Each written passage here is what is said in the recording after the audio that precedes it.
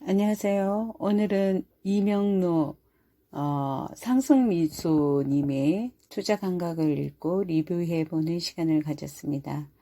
먼저 저자에 대해 잠깐 소개하겠습니다.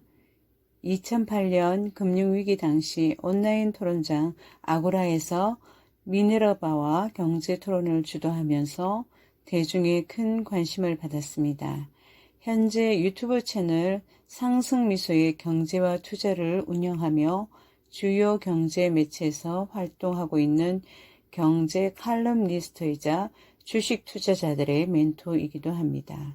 저자 또한 투자 초창기에는 연이은 실패를 거듭했다고 합니다.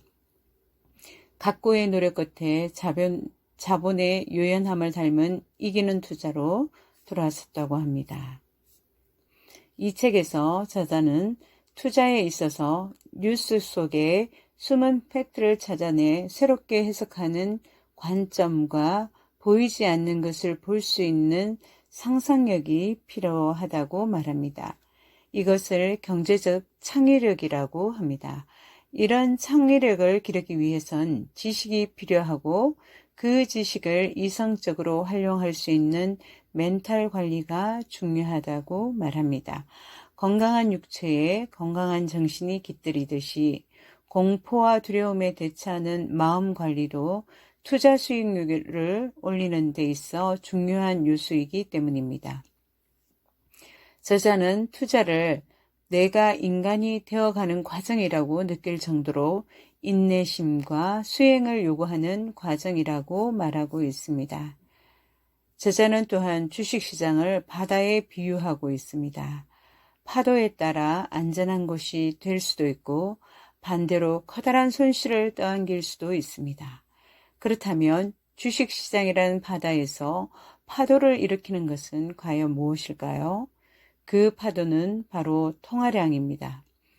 경제가 좋아진다는 것은 시중에 돈이 많아진다는 것입니다. 문제는 시중에 돈의 양이 너무 과다하게 늘어나면 인플레이션이 오게 됩니다. 그때부터 다시 통화량을 줄이기 위해 중앙은행은 통화긴축 정책을 시행해 시중에 늘어난 통화량을 조절하게 됩니다. 돈의 양이 줄어들면 늘어날 때와 반대로 경제는 나빠지고 사람들은 저축을 늘리면서 위험에 대비하기 시작합니다. 요즘이 바로 그러한 시기가 될 것입니다. 이러한 사이클은 봄, 여름, 가을, 겨울, 사계절처럼 일정 주기를 가지고 움직입니다. 현대 자본주의는 신용화폐 시스템을 기본으로 합니다. 신용은 바로 빚을 말합니다. 빚이 계속 증가해야 경제 시스템이 유지된다는 것입니다. 이 빚이 예상보다 많이 늘어날 때 통화량은 증가하고 통화량이 증가할 때마다 주식과 부동산을 비롯한 주요 자산 가격이 증가했던 것입니다. 통화량 증가율이 급격해지면 주식시장과 부동산 시장이 빠르게 회복한다는 것을 우리는 알고 있습니다. 급격하게 증가한 통화량은 2022년 인플레이션 논쟁을 일으킨 주범이 되었습니다. 미국 최대의 수출품은 인플레이션과 디플레이션이라 저자는 말하고 있습니다. 그 근거는 자산시장의 가격을 좌우하는 것은 글로벌 통화량의 증가율이라고 말할 수 있습니다. 글로벌 통화량의 3분의 2는 미국이 좌우하고 있습니다. 미국의 통화량이 증가하면 글로벌 통화량이 늘고 반대로 감소하면 글로벌 전체 통화량이 줄어들게 됩니다. 이런 점을 감안하면 미국의 최대 수출품은 애플의 스마트폰이나 나이키 운동화가 아니라 바로 인플레이션과 디플레이션이라는 것입니다. 최근 달러화의 강세가 지속되고 있습니다. 과연 달러화의 강세는 무엇을 의미할까요? 최근의 화두는 바로 인플레이션입니다. 물가 상승을 억제하기 위해서 미국의 페드는 통화 긴축 정책으로 금리를 상향 조정하고 있습니다. 이는 물가 상승을 억제하기 위해 펼치는 정책으로서 금융시장에 충격을 주고 있습니다. 지금 우리는 초연결 세상에 살고 있습니다. 글로벌 경제 시스템도 당연히 신용화폐로 연결되어 있습니다. 각기 자국 통화를 가지고 있음에도 불구하고 전 세계에 돌아다니는 돈의 약 70%는 미국의 달러화입니다. 필자는 자본주의 시스템 안에서 유통되는 모든 돈은 누군가의 부채라고 말하고 있습니다. 그렇다면 전 세계 대출금의 70%는 미국의 은행에서 빌렸다는 의미가 될 것입니다. 대출금을 갚는다는 것은 통화량이 줄어든다는 것을 의미합니다. 대출을 어느 정도 갚고 나면 달러화 수요가 줄어들 것이고 수요가 줄면 달러화 강세에서 약세로 돌아서거나 더 이상 오르지 않게 됩니다. 그러므로 주가는 대출 상환이 어느 정도 마무리된 때부터 회복되기 시작합니다. 그때가 바로 달러화 강세가 누그러지기 시작하는 시점이 될 것입니다. 달러화가 약세로 전환되면 정신은 안정을 찾아가게 될 것입니다. 주식 투자자라면 특정 종목의 주가 흐름이나 미래 방향성에 대한 설명에 촉각을 곤두세울 것입니다. 귀동량만으로는 결코 지속적인 수익을 얻기 어렵습니다.